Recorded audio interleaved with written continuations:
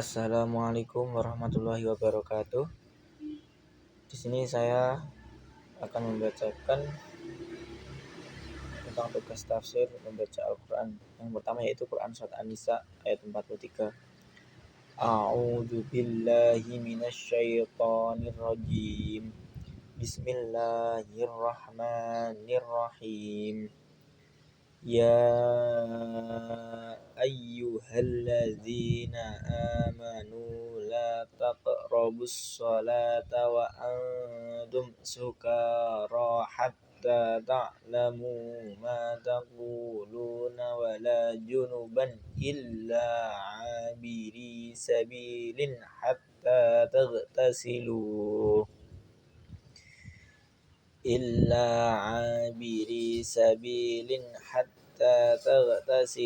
wa in kuntum marza aw ala safarin aw jaa ahadum minkum minal ghaiti aw lamastumun nisaa falam tajidu ma'an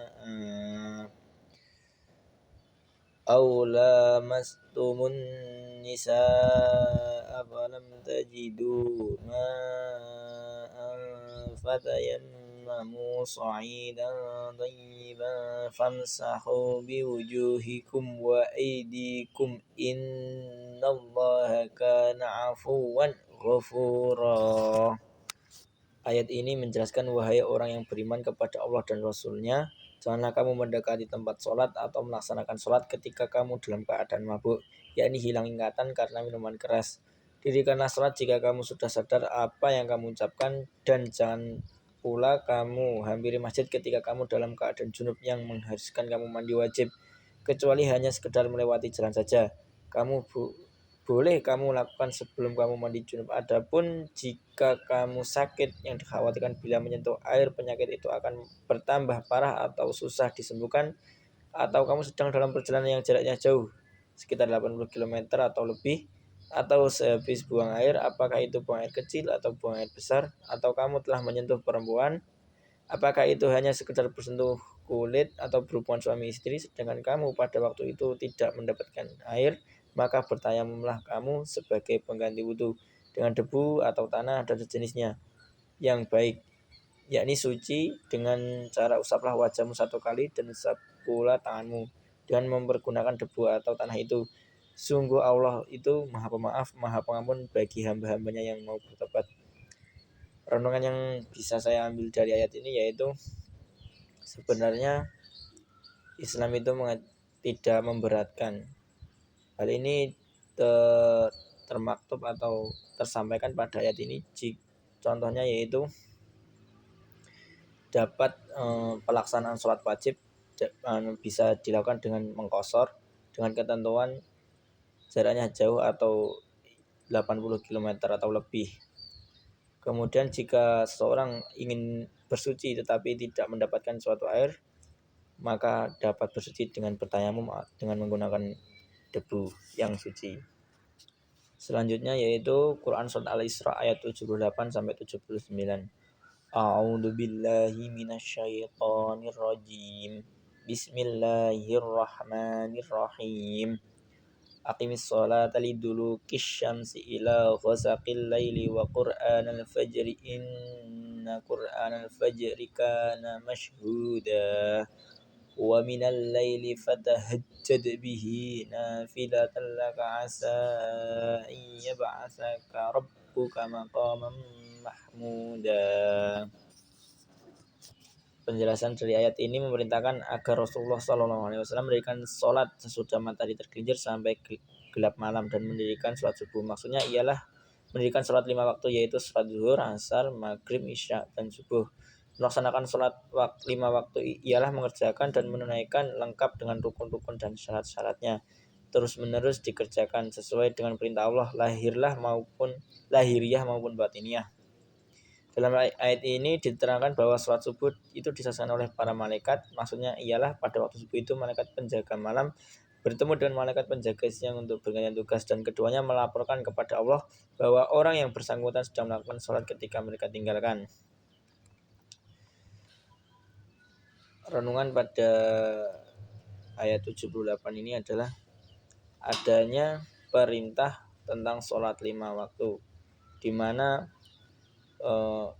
ketentuan-ketentuan tentang waktu sholat itu sudah dijelaskan dalam Al-Quran, sekaligus dengan faedah-faedahnya seperti tadi tentang penjaga malaikat yang menjaga siang dan malaikat yang penjaga malam. Selanjutnya ayat 79. Ayat ini memerintahkan Rasulullah dan kaum muslimin agar bangun di malam hari untuk mengerjakan sholat tahajud. Ayat ini merupakan ayat yang pertama kali memerintahkan Rasulullah mengerjakan sholat malam sebagai tambahan atas sholat yang wajib. Saat malam ini diterangkan oleh Nabi dalam hadis bahwasanya Nabi SAW ditanya orang, sholat manakah yang paling utama setelah sholat yang diwajibkan? Rasulullah menjawab, sholat tahajud.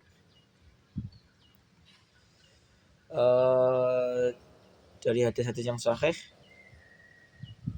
dipahami bahwa Nabi Muhammad SAW bangun untuk mengerjakan sholat tahajud setelah beliau tidur. Kebiasaan Nabi ini dapat dijadikan dasar hukum bahwa sholat tahajud itu sunnah dikerjakan oleh seseorang setelah tidur beberapa saat di malam hari. Kemudian pada pertengahan malam hari ia bangun untuk sholat tahajud. Renungan yang bisa diambil dari ayat ini yaitu setelah kita diperintahkan untuk melaksanakan sholat wajib, ada keutamaan sholat selain sholat 5 waktu atau sholat wajib, yaitu terutama pada sholat tahajud yang dikerjakan pada waktu malam hari setelah tidur. Tujuan sholat tahajud ini bagi seorang adalah bisa menempatkannya pada maqaman mahmudah atau tempat yang terpuji. Selanjutnya yaitu Quran surat Al-Baqarah ayat 187. A'udzu billahi minasyaitonir rajim. Bismillahirrahmanirrahim. Ukhilla lakum lailatas siyami rafathu ila nisaikum hunna libasul lakum wa antum libasul lahunna alimallahu annakum kuntum tahtanuna anfusakum fataba alaikum Alimallahu annakum kuntum tahtanuna anfusakum fataba alaikum wa afa ankum fal'ana bashiruhunna wabtaghu ma kataballahu lakum wa kulu washrabu hatta yatabayyana lakumul khaytul abyadu minal khaytil aswadi minal fajri thumma atimmu siyama ilal layli wa la tubashiruhunna wa antum aakifuna fil masajidi tilka hududullahi fala taqrabuha kadzalika yubayyinullahu ayatihi linnasi la'allahum yattaqun. Pada ayat ini Allah menerangkan uzur atau halangan yang membolehkan untuk meninggalkan puasa serta hukum-hukum yang berkaitan dengan puasa. Banyak sekali riwayat yang menceritakan tentang sebab turunnya ayat ini, antara lain pada awal diwajibkan puasa para sahabat Nabi dibolehkan makan, minum, dan bersetubuh sampai salat isya atau tidur. Apabila mereka telah salat isya atau tidur kemudian bangun, maka haramlah bagi mereka semua itu. Pada suatu waktu Umar bin Khattab bersetubuh dengan istrinya sudah salat isya dan beliau sangat menyesal atas perbuatan itu dan menyampaikan kepada Rasulullah. Maka turunlah ayat ini menjelaskan hukum yang lebih ringan daripada yang telah mereka ketahui dan mereka amalkan, bahwa sejak terbenamnya matahari atau maghrib sampai sebelum fajar dihalalkan semua apa yang tidak diperbolehkan pada siang hari pada bulan Ramadan, dengan penjelasan sebagai berikut. Dihalalkan bagi kamu pada malam hari Ramadan bersetubuh dengan istri kamu karena mereka adalah pakaian bagi kamu dan kamu adalah pakaian bagi mereka. Allah mengetahui bahwa kamu telah mengkhianati diri kamu, yakni tidak mampu menahan nafsu dengan berpuasa seperti yang kamu lakukan. Karena itu Allah mengampuni kamu dan memberi keringanan pada kamu. Maka sekarang campurilah mereka dan carilah apa yang ditetapkan bagimu. Artinya bahwa sekarang kamu diperbolehkan bersetubuh dengan istri kamu dan berbuat hal yang dibolehkan untuk kamu. Makan dan minumlah sehingga terang bagimu benang putih dari benang hitam, yaitu terbit fajar. Sampai terbit fajar, sempurnakanlah puasa itu sampai datang malam. Selain dari itu, kamu dilarang pula bersetubuh dengan istrimu ketika kamu sedang beriktikaf di dalam masjid. Kemudian Allah menutup ayat ini dengan menegaskan bahwa larangan-larangan yang telah ditentukan Allah itu tidak boleh kamu dekati dan janganlah kamu melampaui dan melanggarnya. Demikian Allah menjelaskan ayat-ayatnya kepada umat manusia agar mereka bertakwa. Selanjutnya yaitu Quran Surat At-Taubah ayat 103. A'udzu billahi minasyaitonir rajim. Bismillahirrahmanirrahim.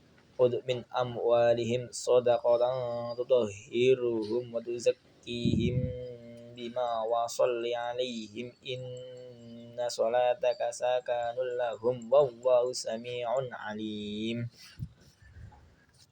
Pada ayat sebelumnya dijelaskan adanya sekelompok orang yang mengakui dosa-dosa mereka lalu bertobat kepada Allah. Karena penyebab dosa mereka adalah kecintaan kepada harta, maka dalam ayat ini dijelaskan tentang wujud tobat dan ketaatan diantaranya dengan menunaikan zakat. Diperintahkan kepada Nabi Muhammad ambillah zakat dari harta mereka guna memberikan jiwa mereka dari kekikiran dan cinta yang berlebihan terhadap harta dan menyucikan hati agar tumbuh subur sifat-sifat kebaikan mereka dan berdoalah untuk mereka. Sesungguhnya doamu itu menumbuhkan ketentraman jiwa bagi mereka yang sudah lama gelisah dan cemas akibat dosa-dosa yang mereka kerjakan. Sampaikan kepada mereka bahwa Allah Maha mendengar permohonan ampun dari hambanya, maka Maha mengetahui tulus atau tidaknya tobat mereka. Renungan yang bisa diambil dari ayat ini adalah salah satu bagaimana wujud tobat yang dapat kita lakukan adalah dengan cara menunaikan zakat, yaitu dapat membersihkan jiwa dari kepikiran atau cinta berlebihan terhadap harta dan dapat menyucikan hati agar dapat tumbuh sifat-sifat kebaikan terhadap mereka. Selanjutnya Quran Surat An-Nur ayat 30. A'udzu billahi minasyaitonir rajim. Bismillahirrahmanirrahim. Qul lil mu'minina yaghuddu min absarihim wa yahfazu furujahum dzalika azka lahum innallaha khabirum bima yasnaun. Setelah menjelaskan etika berkunjung pada ayat sebelumnya, pada ayat ini Allah menguraikan etika berinteraksi antar sesama, baik saat di dalam rumah maupun di dalam rumah. Wahai Nabi Muhammad, katakanlah kepada laki-laki yang beriman dengan mantap agar mereka menjaga pandangannya dari melihat sesuatu yang tidak halal dilihat, dan perintahlah mereka memelihara kemaluan dari apa yang tidak halal untuknya. Yang demikian itu lebih suci bagi jiwa mereka agar tidak terjatuh pada perbuatan haram. Sungguh Allah Maha mengetahui apa yang mereka perbuat. Jadi pada ayat ini renungan yang bisa diambil adalah bagaimana kita itu diperintahkan untuk memelihara kemaluan dari apa yang tidak halal untuknya. Kita itu diharuskan untuk menutup aurat agar tidak dilihat orang lain, dan konsekuensinya adalah agar terjadi kehidupan yang tentram, tidak ada suatu perbuatan yang jahat yang mungkin dapat terjadi. Selain itu merupakan etika yang dianjurkan atau yang diperintahkan, yaitu etika yang baik saat di dalam maupun di luar rumah. Selanjutnya yaitu Quran Surat Al-Ahzab ayat 69. A'udzu billahi minasyaitonir rajim. Bismillahirrahmanirrahim. Ya ayyuhan nabiyyu qul li azwajika wa banatika wa nisa'il mu'minina yudnina 'alaihinna min jalabibihinna dzalika adna yu'rafna fala yu'zaina wa kana Allahu ghafurur rahima. Setelah menjelaskan larangan menyakiti, menghina dan mengganggu Nabi, orang-orang yang beriman, Allah lalu memerintahkan perempuan mukmin, khususnya istri-istri Nabi, agar mengenakan jilbab supaya terhindar dari gangguan dan hinaan orang-orang yang berbuat jahat. Jilbab adalah baju longgar yang menutupi baju dan kerudung wanita atau baju luar bagi wanita. Model jilbab beragam sesuai dengan penggunaan dan adat suatu daerah.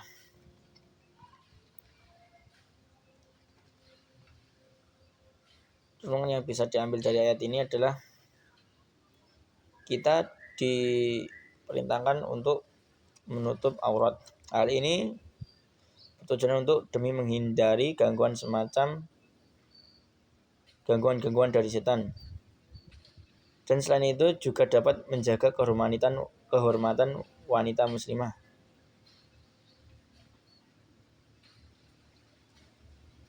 Jilbab yang dianjurkan yaitu jilbab yang menutupi seluruh tubuh mereka